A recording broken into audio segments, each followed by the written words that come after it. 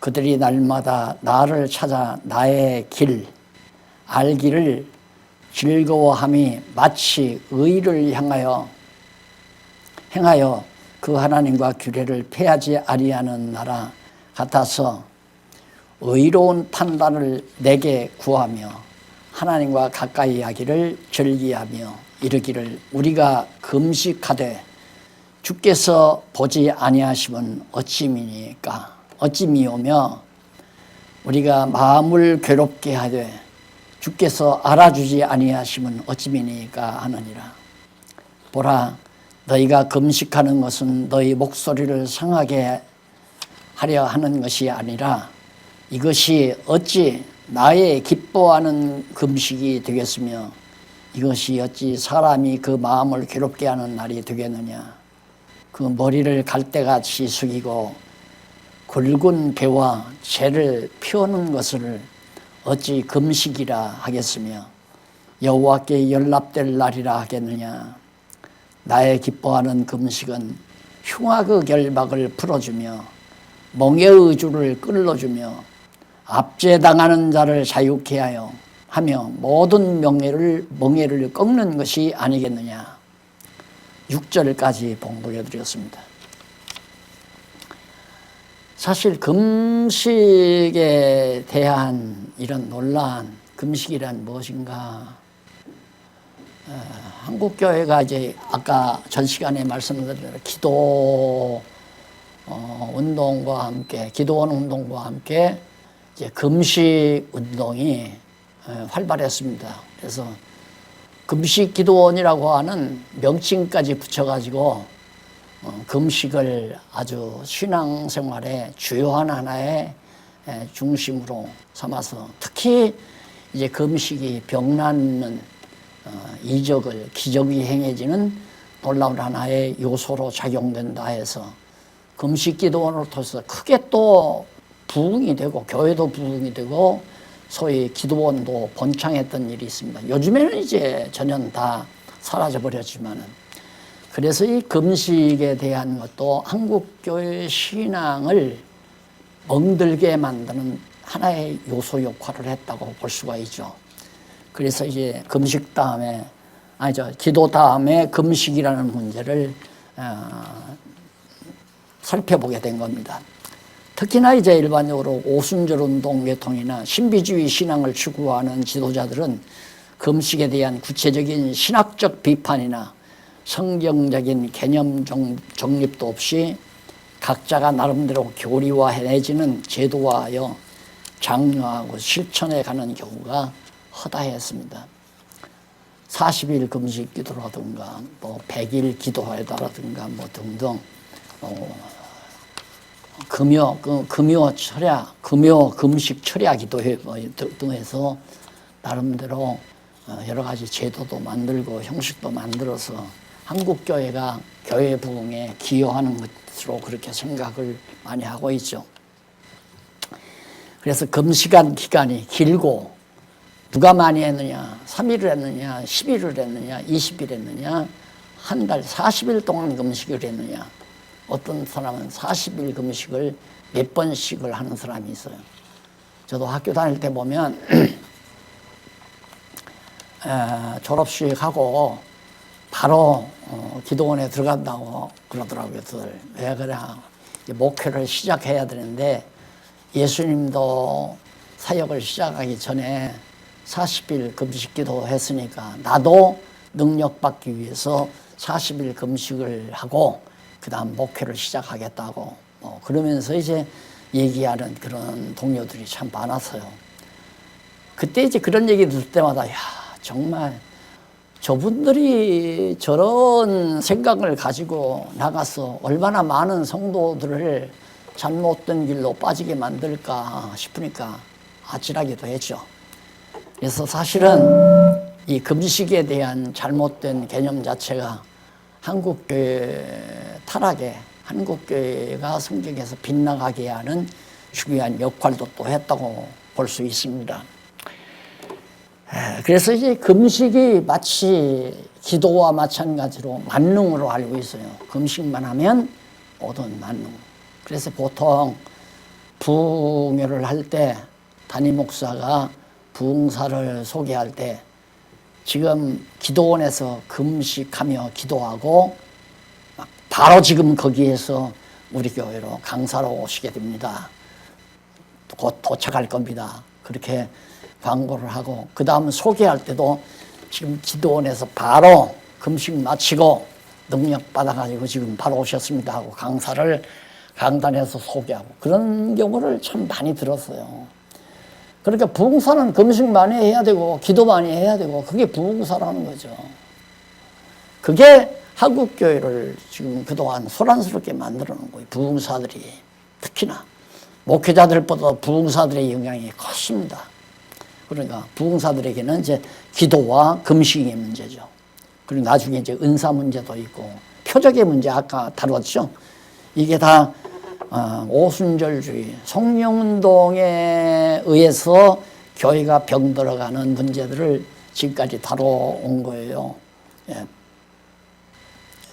첫 번째가 이제 표적, 그 다음 방언, 그 다음에 기도, 금식. 이게 다 소위 성령운동에 빠질 수 없는 주요한 요소들 아닙니까? 이걸 지금 차례대로 하나씩 정리해 가는 겁니다. 자, 근데 금식에 대한 잘못된 이해로 없어지는 신앙적 혼란 점점 더해가고 있고 금식에 대한 올바른 신학적 정립이 시급할 뿐 아니라 그 중요성이 매우 크죠. 따라서 금식이란 무엇인가라는 질문에 대한 정확한 해답을 성경에서 하나하나 짚어보려고 합니다. 두 번째로 금식의 어입니다. 금식이란 말의 뜻이 뭐냐? 춤이라고 그래요. 히브리 말로 춤이라는 말을 쓰는데 이 동사에서 파생한 건데 초음, 명사로 초음입니다. 라고 말이 있고 이와 같은 어구를 가지고 같은 의미로 많이 쓰이는 단어는 아나네페쉬라는 말이 있어요. 아나네페쉬, 금식이라는 의미가. 여기서 초음이라는 명사의 의미는 음식에 대한 철저한 절제와 관련이 된 것으로 식음의 중지, 먹고 마시는 것을 중지하는 것을 뜻하고 아나네피시라는 동사는 자신의 영혼을 괴롭히다, 마음을 괴롭히다, 영혼을 괴롭히다라는 그런 의미를. 사실 밥을 굶는다는 것은 참 괴로운 일 아니에요. 육신을 괴롭히는 거죠. 근데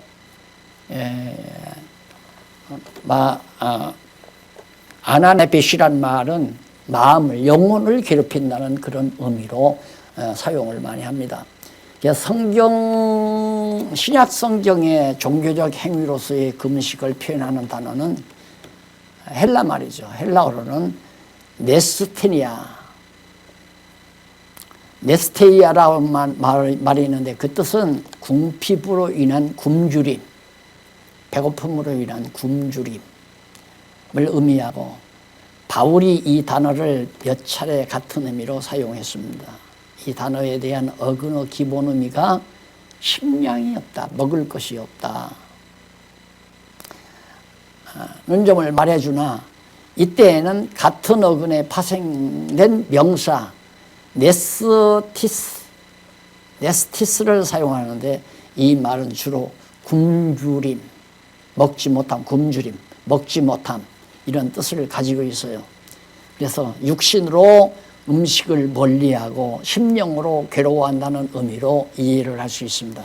신구약 성경 총체적으로 금식이란 말은 육신으로는 음식을 먹지 못하고 마음을, 심령으로는 괴로워한다, 고통스러워한다는 그런 의미가 바로 금식이다 라는 얘기예요. 그럼 금식의 기원은 언제냐? 사실 일반적으로는 대부분 학자들은 말하기를 금식에 대한 유래를 뚜렷한 하나님의 계명으로 주어진 것이 아니라고 그렇게 주장합니다. 하나님께서 계명으로 금식하라라고 하는 것은 없다. 다만 인간이 마음을 괴로울 때면 식음을 전폐하게 되는 생활 습성, 자연히 마음이 편안치 못하면 입맛이 없어지잖아요. 입맛이. 그래서 식음을 전폐하죠. 이런 생활의 습성을 비롯한 것으로서 그냥 하나의 전통적인 습관 속에서 만들어지는 하나의 생각이다. 그게 금식이다. 그렇게 학자들은 주장하는 자들이 있어요. 그래서 하나님께서 명하시는 것이 아니고 족장시대 또는 그 이전에부터 생활 속에서 생활 관습에 따라서 점진적으로 규범화, 하나의 규칙적인 그런 법례가 되어졌던 것이다.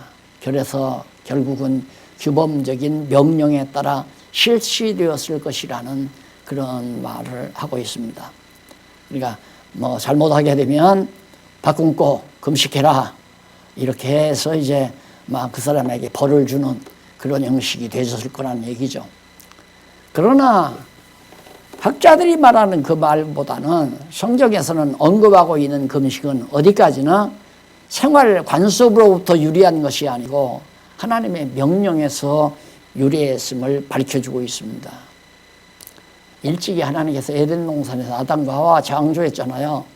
그리고 선과 악을 알게 하는 과일은 따먹지 말라고 그래요. 먹지 말라. 금식을 명한 거죠. 금고 아니에요? 그러나 생명과는 먹으라 그래요.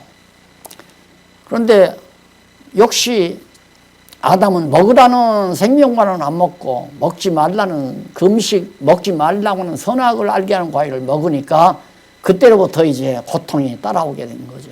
진짜 금식이 따라온 거란 말입니다. 그래서 하나님께서는 일찍이 아담과 하와가 타락하기 전에 에덴 동산의 선악을 알게 하는 과일을 따먹지 말라 명한 그 내용. 그래서 이쪽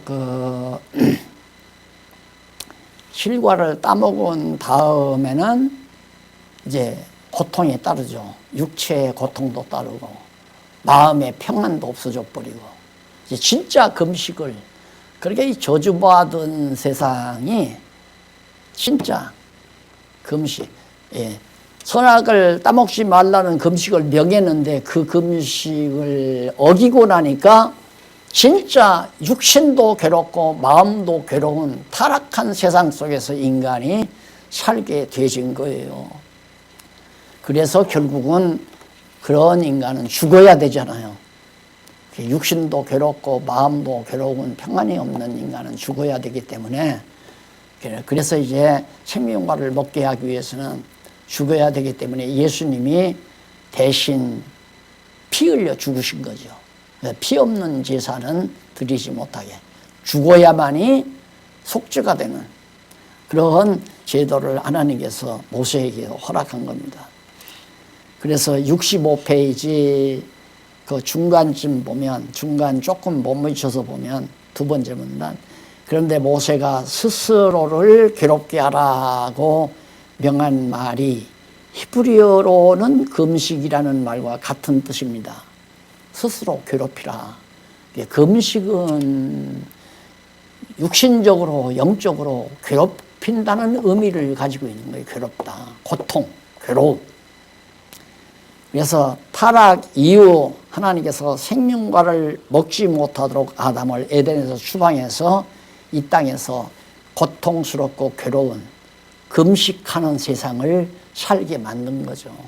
그러니까 단순히 금식이란 밥을 안 먹는 것이 금식이 아니라 괴로움과 고통을 당하며 사는 삶 자체를 금식의 기본 의미로 이해를 하시면 됩니다.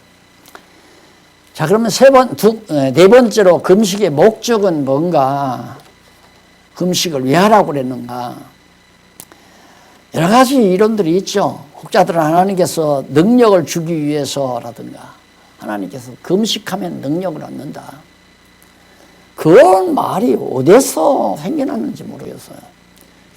예수님께서 40일 금식하고 나서 마귀를 이겼다 해가지고 아마 그런 걸 빙자해서 금식을 하면 하나님께서 사단을 물리칠 수 있는 권능을 얻는다. 그런 하나의 생각에서 금식하면 권능을 받는다고 그렇게 생각을 해가지고 부흥사 될 사람들은 보통 금식, 40일 금식 기도를 몇 번씩 한다고 그러죠. 자기는 뭐 무슨 산에 가서 40일 금식 기도하고 권능을 받았다. 그래서 부흥사가 됐다. 이제 부흥사 치고 아마 금식 안 한 부흥사는 별로 없을 거예요. 참 하여튼 희한한 방법으로 금식이 이용되고 사용됐던 것을 우리가 알 수 있습니다. 어떤 사람은 소원 성취, 어떤 사람은 소원 성취라든가 목회 성공 같은 얘기죠. 그래서 보통은 이제 금식이 능력을 받기 위한 거고 소원을 성취하는 데 필요하고 바꾸면서 막 애원하고 부르짖으면 하나님이 할 수 없이 들어준다 이거죠. 그러니까 금식하고 기도해라. 그게 하나님이 제일 빨리 들어주는 방법이다. 성경 어디에 그런 말이 있어요? 아무 데도 없어요. 그 기도가 빨리 이루어지는 것은 하나님의 뜻을 알고 기도해야 이루어지는 거죠. 하나님의 뜻대로 하는 기도라야 이루어진다. 그러나 성경은 범죄하는 인간에게 괴로움을 주기 위해서 금식을 명하셨다는 말씀을 밝혀주고 있습니다. 그러니까 무슨 뭐 권능을 얻는다거나 소원을 성취한다거나 목회 성공한다거나 그것이 금식의 목적이 아니에요. 금식의 목적은 고통을 주기 위해서, 고난을 주기 위해서. 그래서 아담 타락 전 하와와 아담과 하와에게는 선악을 알게 하는 과일을 먹지 못하게 금하신 것은 범죄로 인한 괴로움을 당하지 않게 하시려는 그런 것이라고 생각할 수가 있죠. 선악과는 안 먹어야 고통이 없어요. 선악과는. 그걸 먹으니까 도리어 고통이 따라오잖아요. 그러다 타락한 인간에게는 금식을 해야 또 고통이 와요. 금식을 해야. 그래서 66페이지 제일 하단 문단에 보면 밑에서부터 네 번째 줄, 금식은 범죄자가 죄를 회개하는 것과 밀접한 관계를 가지고 있습니다. 금식이란 죄를 회개할 때, 죄를 무릅쓰고 베옷을 입고 금식하며 기도한다고 그러죠. 금식을 하고 죄를 무릅쓰고 베옷을 입고, 그러니까 고통을 극대화시키는 거죠. 가장 고통스러워하는. 그러니까 죄가 얼마나 나를 고통스럽게 하는가. 죄를 졌으면 그런 고통을 느껴야 된다는 얘기입니다. 그래서 결국은 성경을 보면 금식을 하게 되는 경우들이 있는데, 전쟁이 났을 때, 또한 질병을 앓을 때, 히스기야처럼 죽을 병이 들었을 때, 또한 사람이 죽었을 때, 또 재앙이나 또는 기근이 임했을 때, 정말 인간 역사에서 견디기 어려운 고통이 있을 때 밥을 굶고 죄를 무릅쓰고 베옷을 입고 하나님 앞에 정말 회개하고 자복하는, 고통스러워하는 모습을 극대화하는 모습을 알 수 있습니다. 이러한 사건들은 모두가 인간의 범죄와 관련이 있는 사건들이죠. 인간의 범죄와. 즉 다시 말하면 범죄함으로, 이쪽 67페이지 상단에 나오죠. 범죄함으로 여러 가지 재난을 당했을 경우에 금식하면서 마음을 괴롭히고 죄를 뉘우치며 회개하는 일들이 언제나 병행되어지고 있음을 알 수 있습니다. 그러니까 결국 앞에서 나오는 내용을 보면 인간이 범죄함으로 여러 가지 재난을 당해요. 범죄에서. 그리고 그때 이제 금식하고 마음을 괴롭히고 죄를 뉘우치며 회개하는 일들. 이게 이제 하나의 금식이 한 일환입니다. 이사야 선지자는 유다 백성에게 죄를 회개에 대해서 회개를 촉구하면서, 보라 너희가 금식하는 날에 오락을 찾아 얻으며 온갖 일을 시키는도다. 보라 금식하는 날에 보라 너희가 금식하면서 다투며 싸우며 악한 주먹으로 치는도다. 이게 완전히 금식이 형식화됐다는 거죠. 형식적으로. 그걸 규범적으로 만들어놓으니까 밥만 굶는 것이 금식으로 알아요. 밥을 굶으면 오락을 즐기지 말아야 되고 남과 싸우지도 말아야 되고 혈기도 부리지 말아야 되고 진짜 고통스러워야 되고 괴로워야 되는 것이 중요한데 밥 굶는 그 자체의 형식에 나는 밥 3일 굶었다 40일 금식했다 여기에 초점을 맞추잖아요. 아니 그거 아니에요. 괴로움. 그래서 거기 마음을 그 이사야 선지자가 아까 본문에서 읽은 내용입니다. 그건 금식이 아니다. 올바른 금식이 아니다. 어찌 사람이 그 마음을 괴롭게 하는 날이 되겠느냐. 마음을 괴롭게 하는 것이 금식인데 마음은 괴롭지 않고 오락이나 즐기고 기뻐하고 휘낙낙대고 남 미워하고 증오하고 싸우고 그리고 그 머리를 갈대같이 숙이고 굵은 배와 재를 펴는 것을 어찌 금식이라 하겠느냐. 머리를 풀어 헤치고 그 다음 재를 무릅쓰고 베옷을 입고 형식적으로 그렇게 했다. 왜 우리나라 유교 장례식에 보면 굴관제복을 하고 베옷을 입고 아이고 그러죠. 그 곡을 하라고 하면 아이고 눈물 한 방울도 없이 공만 해오는 거 그런 형식이에요. 구약시대도 금식이라는 걸 그런 형식적으로 머리 풀어 제키고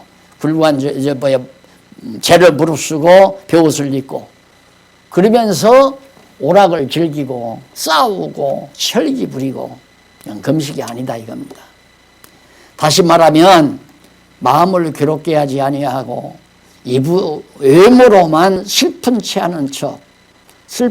척 하는 잘못된 금식에 대해서 이사야 선지자가 책망한 거죠. 결국 구약시대 율법적인 금식의 목적은 하나님께 범죄한 백성이 범한 죄를 뉘우쳐 회개케 하시려고 범죄한 백성들로 하여금 괴로움을 당하게 하시려는데 바로 그 목적이 있다.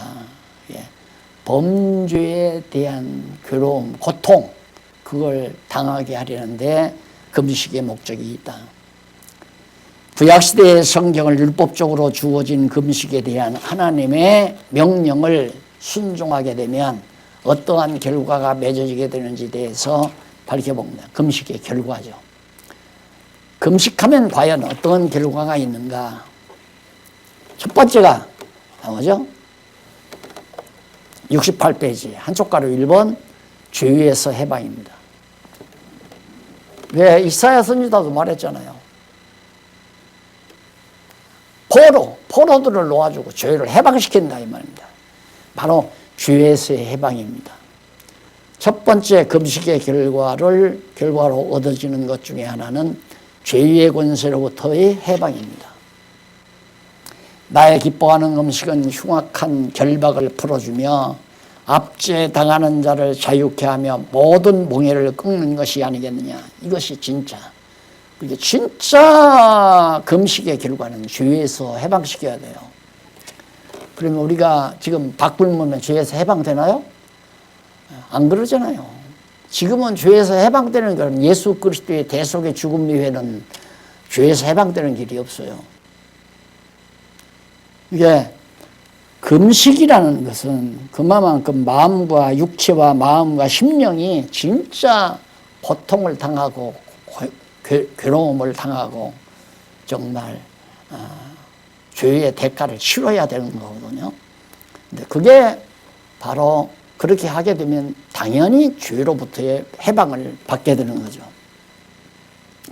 그래서 참된 금식은 죄에서 자유를 얻게 한다는 의미의 내용인 겁니다. 계속해서 이사야 58장 7절로 8절까지의 말씀을 보아도 하나님께서 기뻐하는 금식의 결과는 유다 백성의 죄로 인한 상처의 회복, 즉 이방 민족에게 포로가 되어 겪는 고통에서의 회복, 급속하게 이루어지는 것임을 알 수 있습니다. 그러니까 이사야 선지자가 이제 이스라엘 백성이 북쪽 이스라엘이 아수르에게 망할 걸 예언하면서 금식에 대해서 말한 거 아니에요. 지금 너희들이 지금 범죄로 인해서 하나님께서 지금 너희들을 다 아수르를 통해서 다 북쪽 이스라엘 멸망시킬 건데 금식하라 이거요. 금식하고 올바른 금식. 그게 뭐냐면 지금까지 이방신 섬기고 잘못한 죄를 철저히 뉘우치고 자복하고 고통스러워하고 괴로워하고 울며 그렇게 하라. 하나님께서 너희를 바로 이제 그 이방에서부터 다시 해방받게 해서 예루살렘으로 돌아오게 할 것이다. 물론 남쪽 유다도 바벨론에 갔다가 또 그렇게 될 거고. 자, 그러면 구약 시대는 결국 금식함으로 말미암아 하나님께서 그들을 다시 회복시켜 주는 대목이 나오죠. 그 죄에서 노임 받잖아요. 해방시키잖아요. 자유함을 얻게 하잖아요. 그래서 금식의 결과가 그렇다는 겁니다. 두 번째 결과는 일단 종합해서 한번 보고요.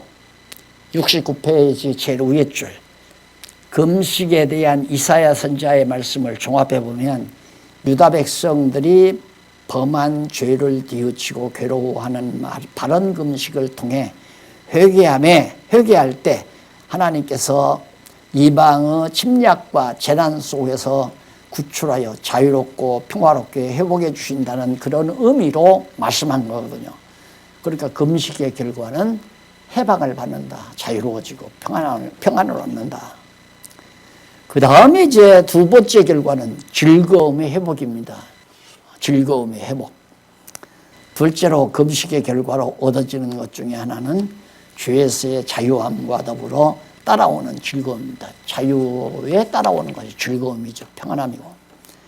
하나님께서 모세에게 속죄일에 대한 규례를 명하실 때 속죄일인 7월 10일이 지나고 7월 15일부터 7일 동안 절기를 지키라고 하면서 첫째 날은 너희가 아름다운 실과와 종려나무와 무성한 가지와 신의 보들을 취하여 너희 하나님 여호와 앞에서 7일 동안 즐거워할 것이며 7일 동안 즐거워하라 그랬잖아요. 그러니까 결국 하나님이 회복해 주는 것에 대한 즐거움. 그 다음 레위기 23장 40절에 나오니 이것이 속죄일, 죄를 용서할 대속죄일이 7월 10일 날 아니에요. 대제사장이 지성소에 들어가서 마지막 제사를 드렸을 때 하나님께서 이제 정말 그 제물을 마지막 제물 송아지 제물을 하나님이 받으셨을 때 1년 동안 백성들이 지은 죄를 다 용서했다는 거거든요. 그렇게 용서해 주면 15일부터 일주일 동안 계속해서 즐거워하라 이 말이에요. 그게 바로 금식의 결과입니다. 그러니까 죽음으로 말미암아 죽음의 고통, 죄물로 말미암아 죄 용서함으로 말미암아 기쁨이 와지는 것이다. 그러면서 구약시대 이스라엘 백성들은 하나님께서 범죄한 후 용서를 받으려면 제물의 피를 흘려야 되죠. 반드시 죽어야 돼요. 죽음의 고통을 누리게 돼요. 대신. 그래서 율법적 기범대로 금식도 했어야 했고 7일 동안 절기를 지키면서 여호와 하나님 앞에서 즐거워하기도 했어야 했습니다. 결론적으로 하나님께서 기뻐하는 금식의 결과는 죄에서의 해방과 그에 따르는 즐거움이다. 그러면 구약에 대해 의미대로 말하면 밭 굶으면 금식을 하면 죄 용서함도 받고 마음의 평안도 자유함도 기쁨도 얻을 수 있겠구나.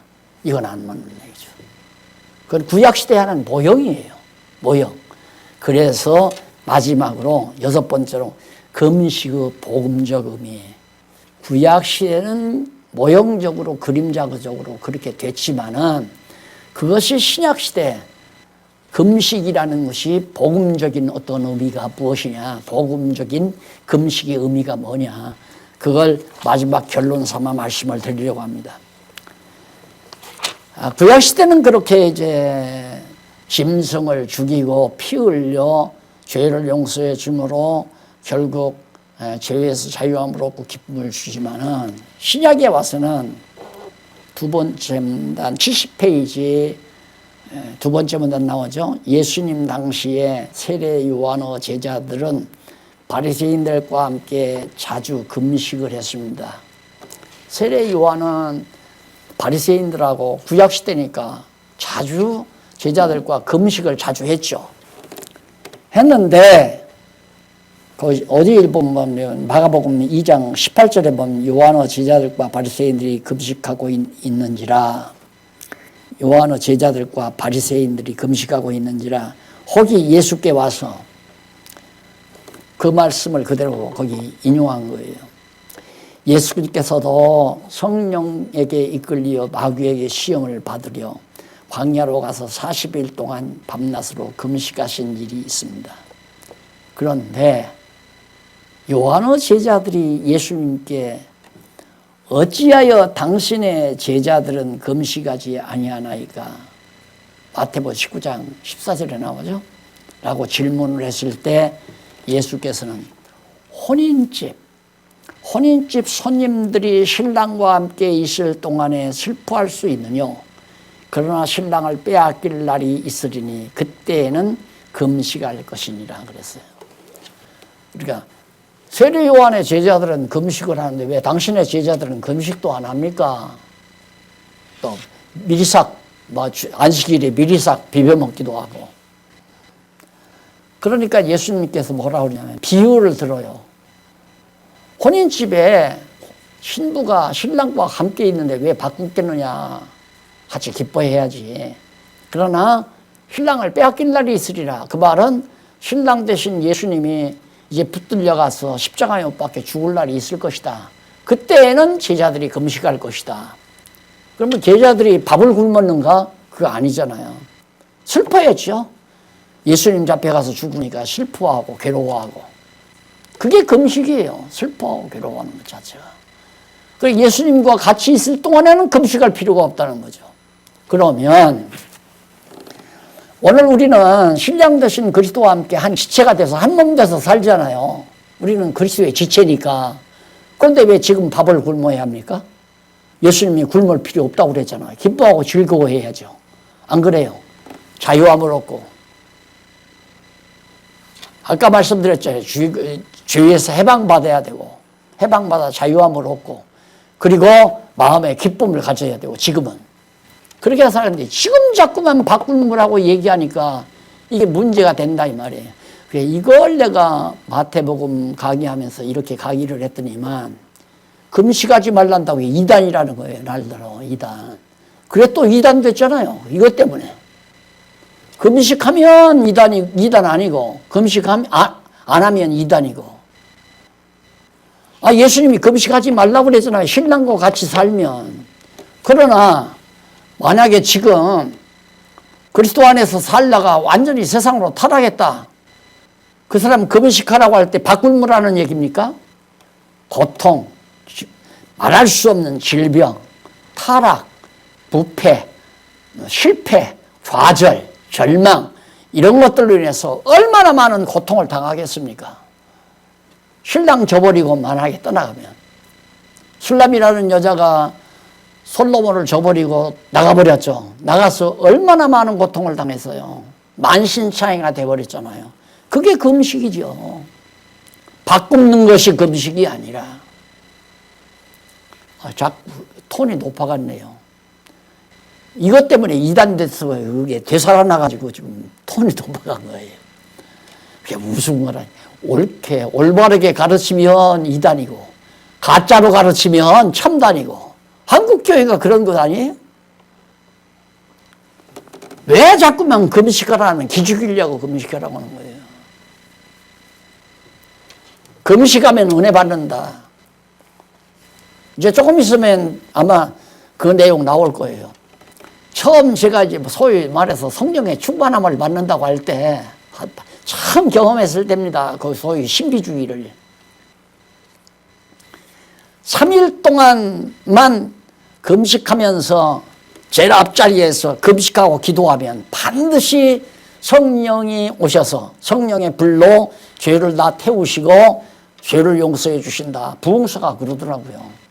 그래 그걸 믿었죠. 어렸을 때니까 17살, 16살, 17살 때니까. 그때 이제 죄 때문에 고민도 많이 했고, 뭐 죄라는 게 큰 죄입니까? 부모님 몰래 뭐 엿사 먹었던 일도 있고, 학교 다녀오다가 뭐 주인 몰래 뭐 참외 엿 따먹은 일도 있고, 이런 것들이 다 죄 아니에요. 근데 죄 용서 받는다는 거예요. 다 3일만 굶으면. 그래, 그때 진짜 금식을 했죠. 이틀째 됐는데 진짜 냄새가 나긴 나요. 죄 타는 냄새가 나요. 막 썩은 냄새가. 3일째 가니까 시체 썩는 냄새가 나요. 와, 얼마나 죄 때문에 고민하다가 죄가 다 성령께서 불러 태워졌다니까 기뻤던지, 막 일어나서 춤추는 성도들도 있고, 막 방언하는 성도들이 있고, 막 뭐 요지경 속이었죠. 성령이 충만한 역사가 일어난 거예요. 나중에 알고 보니까 밥 굶고, 여러분 한번 해보세요. 밥 굶고 한 2, 3일 지나서 서로 대화하다 보면 찌푸려요. 입에서 썩는 냄새가 나와가지고. 내가 그걸 깨닫고 얼마나 허탈했는지 말도 못해요. 많아요, 그런 일들이. 성령이 불로 죄를 태웁니까? 예수 그리스도의 피로 다 씻어내버리는 거죠. 성령 불로 죄 태운다는 말은 성경이 없어요. 그런데 금식하게 만들어가지고 그런 묘한 일들에 대해서 인간들이 완전히 다 넘어가게 만들어버리고, 환상이 적게 만들고.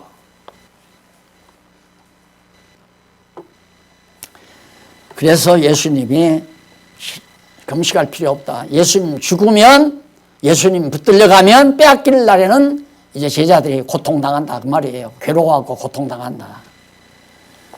그래서 이러한 의미의 말씀을 하신 후에 70페이지 제일 아래 문단 세 번째 줄 나오죠. 바로 생배 조각과 낡은 비유, 낡은 옷 비유와 포도주와 가죽 부대 비유를 들어 율법 아래서의 금식과 복음 안에서의 금식이 함께 할 수 없음을 말씀해 주셨던 겁니다. 자, 왜 당신네 제자들은 금식을 안 합니까? 라는 질문을 받고 예수님이 신랑 신부에 대한 비유로 말씀한 다음에 생배 조각 얘기를 한 거거든요. 그러니까 내가 물은 것은 뭐냐면 바로 생배 조각과 낡은 옷 비유. 생배 조각에다가 낡은 옷을 생배 조각에다 지으면 낡은 옷이 다 사라진다. 낡은 옷은 네가 말하는 금식을 말하는 거고, 예수님이 말씀하는 것은 이건 진짜 생배 조각, 이 복음을 말하는 거죠. 생배 조각과 구약 시대의 그런 율법적인 규범적인 금식과는 본질적으로 차이가 난다. 이거 합쳐지면 안 된다. 구약의 금식과 신약의 금식은 다르다 그 말이에요. 그걸 분명히 예수님이 가르쳐줬잖아요. 근데 지금도 걸핏하면 금식하라고 그러고 금식기도 하라고 그러고, 뭐 소원 와서 신앙 상담하면 3일만 금식하면서 하나님께 기도하시오 그러고 상담해주고, 성도들 바꾸게 하는 것이 바로 신앙 길러주는 걸로 그렇게 착각을 하고. 그래서 71페이지 위에서 두 번째 줄 앞부분에 보면 그 이유는 구약의 율법적 금식은 예수 그리스도께서 참 형상으로 실체죠. 구약은 모형이고 예표적이고 모형이고, 예수님은 실체적이고, 그래서 실체적으로 이루실 것에 대한 예표로서의 모형과 그림자다. 구약의 금식은 예수님의 고난에 대한 하나의 모형과 그림자예요. 그래서 예수님이 아버지여 아버지여 어찌하여 나를 버리시나이까 하고 고통스러워했잖아요. 그게 금식이죠. 신약의 복음적인 금식. 이게 그리스도의 금식으로 말미암아, 그리스도의 십자가의 죽으심의 고통으로 말미암아 우리가 죄에서 자유함을 얻고 심령의 기쁨을 얻었잖아요. 그 결과를 맺었잖아요. 그래서 우리 신약시대에는 절대 바꾸는 금식을 규범적으로 해갈 필요는 없다. 물론 건강상 좀 짐승도 그런 시혜가 있어요. 개도 어떻게 정말 명절 때 너무 포식을 해가지고 주인이 포식하니까 그때 개도 포식을 해가지고 속이 덧부제 안 좋잖아요. 그럼 개는 절대 안 먹습니다. 가서 덧부한 속을 가서 저쪽 가서 구석에다가 다 토해버리고 가서 편안히 앉아 있어요. 이렇게 줘요. 아무리 좋은 걸 줘도 안 먹어요. 이틀이나 하루나 이틀 굶고 나면 그냥 나아요. 그래서 금식을 하게 되면 우리의 생체 리듬이 변화가 생겨가지고 약한 곳이 강건해지는 그런 인체학적, 생리적인 그런 원리가 있어요. 왜 금식 기도원 만들어 놓고는 금식 기도원에서 금식하면 기도원 하는 것이 바로 무슨 성령의 놀라운 표적 같은 기적인 줄로 그렇게 착각하게 만들어 가지고 얼마나 많은 영혼들을 다 낚시질 했습니까? 금식 지금 뭐 예를 들어서 몸이 부해 가지고 막 질병처럼 막 자꾸 몸이 붓는 분들 병원에 가면 뭐라 그래요? 식사를 좀 줄이세요. 하루에 2끼만 잡수세요. 유대인들은 건강상 일주일에 한 번씩 금요일에는 금식하게 돼 있어요.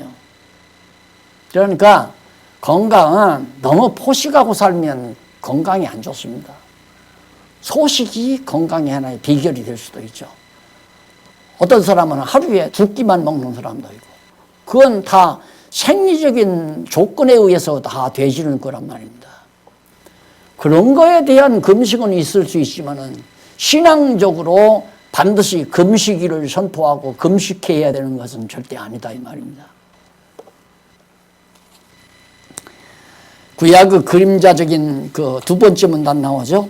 구약의 그림자적인 율법적 금식이 이스라엘 백성과 하여금 죄에서 자유를 얻게 하고 즐거움을 회복해 했다면 하물며 하나님께서 기뻐하시는 실체적이고 참 형상적인 금식 곧 뭐냐면 그리스도의 십자가의 고난이 어찌 우리 성도들을 죄에서 해방시키지 못하며 영원한 즐거움을 얻게 할 수 없겠는가.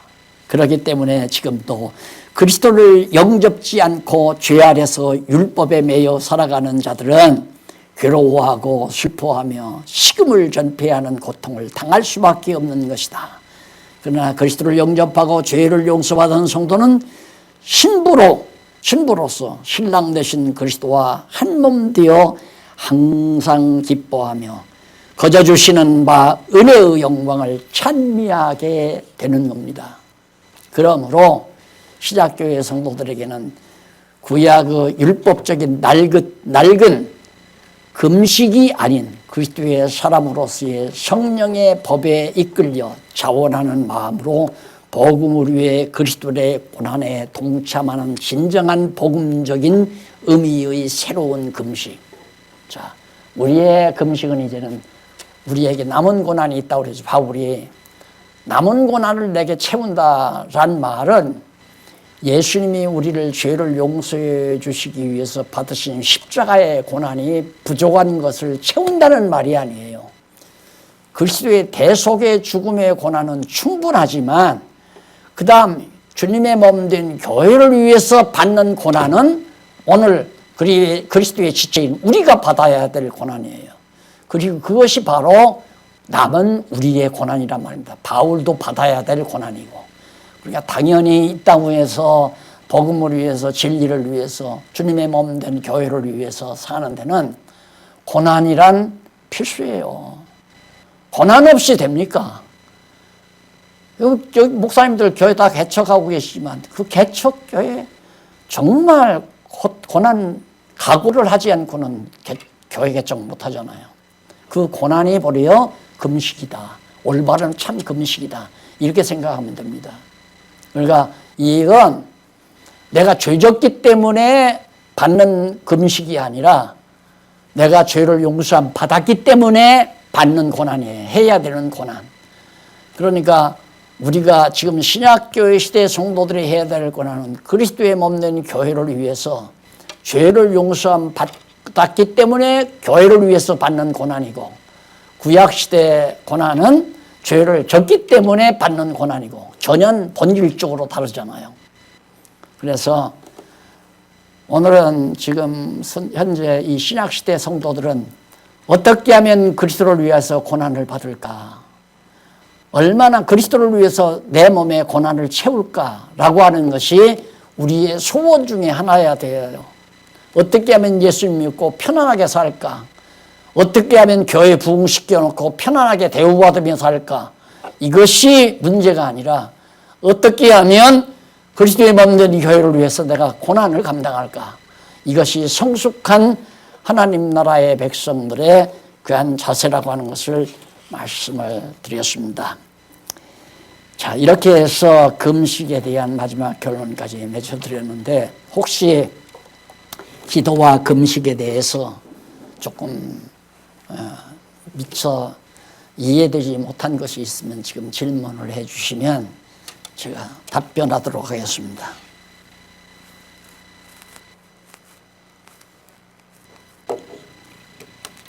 없으면 더욱 좋고요. 오늘 강의는 그러면 이것으로 마무리를 해야 되겠네요. 없었으면 기도하십시다. 살아계신 하나님 아버지 은혜를 감사합니다.